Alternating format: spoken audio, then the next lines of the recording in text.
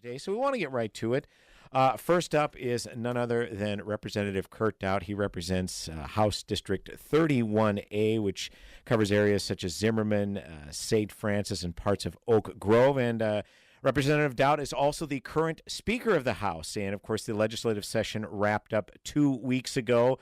And if you recall or followed it on the news, you know that we did not get a bonding bill finalized because of some differences over the transportation funding. We'll talk to Speaker Daudt about that, as well as the prospects for a special session. Where there'll be, of course, it's the governor's purview to call a special session, so we'll find out more about that as well. But first and foremost, House Speaker Daudt, always an honor to have you on the broadcast today. How are you? Great. Thanks for having me on. I guess we'll get right to it, Kurt Daudt. I know that you've had some meetings with the governor, and, of course, you've drafted some letters to him.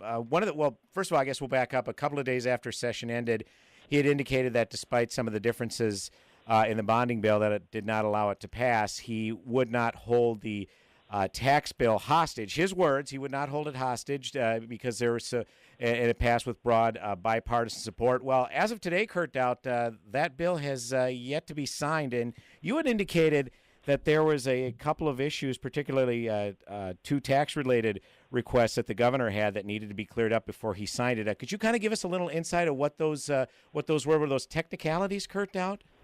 Sure. He has obviously 14 days to sign a bill once we send it to him after the final 3 days in session. So prior to that, he's only got 3 days he has to take action. But at the end of session, within the final 3 days, he has 14 days to take action on those bills. There are he wanted two things changed in the bill. One was a technical error. They put an or in instead of an and, or vice versa. I see. And it changed the meaning of the definition of a word or definition of a portion of the bill. So it does have an impact, does need to be changed.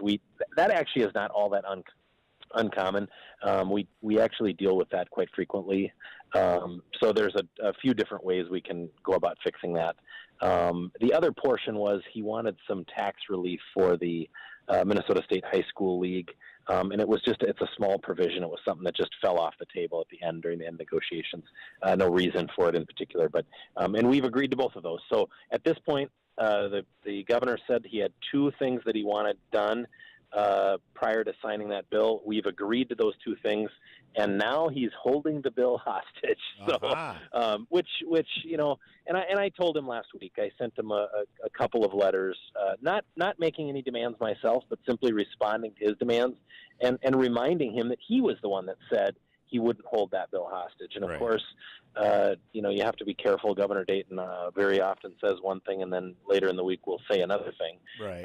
But you know what? In St. Paul, your word has to mean something. So we're going to hold him accountable to that. We don't believe he's going to veto that bill, although he's threatening to do that. If he does, it's going to be a tough time for him with farmers, with parents, with college students, with all of the folks that we're going to get some form of tax relief in that bill. So I think, and everybody's really advising him, except for one commissioner, everybody's advising him to sign the bill. And we can fix in numerous different ways. We can fix the two little things that he had problems with. Okay, so a special session per se would not be required to fix these two issues? Is that what I'm understanding? Okay. I think it wouldn't necessarily. What we can do is we can issue a letter of legislative intent signed by the leaders of both caucuses and the chairs of the committee. And then we just basically that would instruct the committee to basically enact the language as it was intended. And then we would fix it immediately, whether it be during special session or right away during the next regular session. We would fix that language. It's just a technical problem, and we'd be happy to do that. So, at this point, for folks that are following along at home, the governor's made two demands on the tax bill. We've agreed to those two demands on the tax bill. The governor's still threatening to veto the bill and claiming he's not holding it hostage. So I'll let you guys make up your own minds. Fair enough. Now, we did obviously the end of session. There's always a lot of activity taking place, obviously, because the Constitution bounds that the session had to end by midnight, Sunday, May 21st.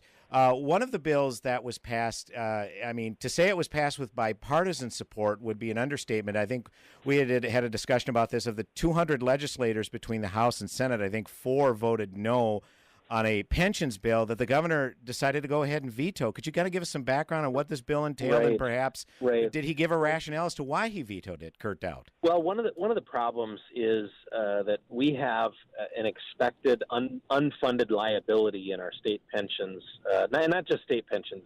It's a lot of the teachers' pensions projected in the future, and the reason is people are being projected to live longer. So it isn't something we need to deal with immediately, but we do need to take some action immediately so the problem doesn't get worse. So the unions have come back to the legislature and said, here's what we'd be willing to do. And part of that was reduce their future COLAs, so the cost of living increases that would be assumed in the pension plan. We'd reduce those. We'd also reduce the assumed rate of return, so it was a little more in line with what we're actually seeing. And then there would be some money that would be involved too. Well, we, being the second year of the biennium, not a budget year, and there was really no reason to act on the money side of it this year, we said, well, and actually this was a Democrat idea. I think it was Sandy Pappas, who's a co-chair of the Pensions Commission. She basically said, well, let's do the policy part of this first, reduce the COLAs, reduce the assumed rate of return, all that stuff. And then next year when we're in session, because those things take effect January 1st, and you don't want those to continue to take effect because all they do is make the problem worse. Okay. Well, it was so bipartisan. You're right. Out of 201 legislators, 4 no votes. I mean, it's about as unanimous as you can get in the legislature, and the governor vetoed it. But it's not just that bill. It was the tax bill passed out of the House. We have 134 members. It passed with 123 votes, and he's threatening now to veto that. The bonding bill and bonding bill / transportation bill that we passed out of the House in the last night of session passed with 91 votes. These are, a majority of the Democrats in the House voted for the bill. I mean, that's how bipartisan and how much compromise was involved in crafting this legislation. And the governor is trying to use it as either holding it hostage or trying to hold it up to try to get more of what he wants. And just, Brad, as an example, earlier this week, he signed the supplemental spending bill, and then about an hour later, he put out this list of demands that he wanted before he would call a special session. And in that list of demands, this is 1 hour later, were a couple of demands that he wanted to repeal things that were in that bill he just signed, and about $100 million of additional supplemental spending on top of what was in that bill. So, in my mind, you're the governor. You've got the ability to act on this legislation when it gets to you. If you didn't like the bill, you should have vetoed it. Right. Not try to renegotiate it, hold up tax cuts for Minnesotans all over the state to try to renegotiate something you just signed. But this is very, very typical of working with this governor. Speaker Daudt, you did allude to the transportation portion of the bonding bill, upwards of $700 million in fundings for roads and bridges. Yep. And like you alluded to, it also passed on a bipartisan vote in the House, I believe 91-39. And even Senate Majority Leader Bach had said something along the lines of there were some very good projects that were notated in this particular bill. And obviously, for those who have followed this, know what happened when it got to the Senate with the clock ticking, getting closer to midnight. Certain senators decided to put in an amendment for funding for Southwest Light Rail Transit, which a month earlier, 7 senators had vowed to use that as leverage, whereas if they did not get funding for Southwest Light Rail, they would not approve this particular package. Where does this stand today? If the governor were to call a special session, would he himself require that funding be in there for Southwest Light Rail? Because as we know, only the governor has a purview to call a special session. And are the Democrats willing to stand firm on holding up these transportation projects for Southwest Light Rail, Kurt Daudt? It's funny that you say that, Brad, because for a year ago, as we were talking about what might come in the transportation package, I kept saying, I don't really believe that Democrats are going to hold road and bridge money hostage to get money for light rail. And I can't believe that that's almost exactly how the end of session ended. We had this bonding bill. It was about $1 billion in general fund bonding. It had in it another $300 million of cash, so it was about 1/3 of the surplus, the $900 million surplus. Right. And that $300 million was dedicated just to roads and bridges, and then it had a trunk highway funding component to it. So it was a bonding bill. It did have some borrowing in it, but it was the kind of bonding bill that I think Republicans could support because it was all infrastructure. Sure. And it was over $700 million of road and bridge money. The amendment that they tried to put on wasn't really funding for Southwest Light Rail. It simply went into statute and took out a 10% and added a 20%. And what that referred to was the amount that a local unit of government could spend in funding the total cost of the light rail project. So now Hennepin County, instead of putting in 10%, could put in 20%, which would have covered the state's 10% share. And it didn't authorize them to raise any tax or levy any more dollars to do it. They could have done it on their own county taxes and their own county levy, but would not have put any state money in. But it would have allowed Southwest Light Rail to move forward, and part of the controversial part of that is the state's still on the hook for half of the operating costs ongoing. So, and the project is just, frankly, there's 2 lawsuits trying to stop it. It's highly controversial. We don't think it's a good idea, and the Democrats just seem intent on getting that. So, yes, to answer your question, part of the governor's demands were that we at least allow that amendment onto the bill.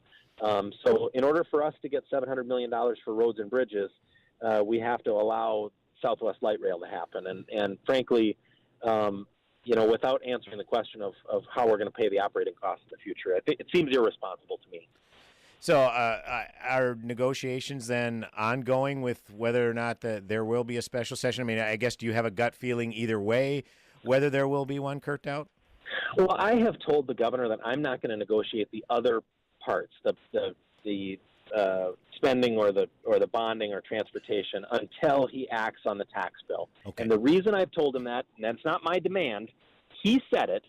All I'm doing is agreeing with him. And now he's trying to change his mind and change his word. And as far as I'm concerned, he made a commitment that he wasn't going to hold the tax bill hostage, and he needs to sign that. Once that happens, we can visit about the other things, but I would expect if we do end up with a special session, the bill's going to look very much like it did on the last night of session. The further we get away from that, the more difficult it's going to be to get legislators to vote for that bill. Well, besides obviously the regular session ending and whether there will be a question over whether or not there will be a special session, 2016 is an election year, Kurt Daudt. So obviously you are in your own election campaign, including having a primary opponent. So as we wrap up here, Kurt Daudt, do you have a website where people, if they want to donate time or money to the Daudt for re-election campaign, you're more than welcome to share that with us, Kurt Daudt? I do. It's really simple. It's kurtdaudt.com. So it's KURTDAUDT.com, and certainly appreciate any support. KurtDaudt.com is the website to go if you want to donate time or money to re-elect Kurt Daudt and the current Speaker of the Minnesota House. Kurt Daudt, we appreciate your time today. Thanks so much, and we'll see you out on the trail. Thanks, Brad. Have a great weekend. AM 1280 The Patriot, Northern Alliance Radio Network, back with another segment on the broadcast. Go nowhere. Silence takes over.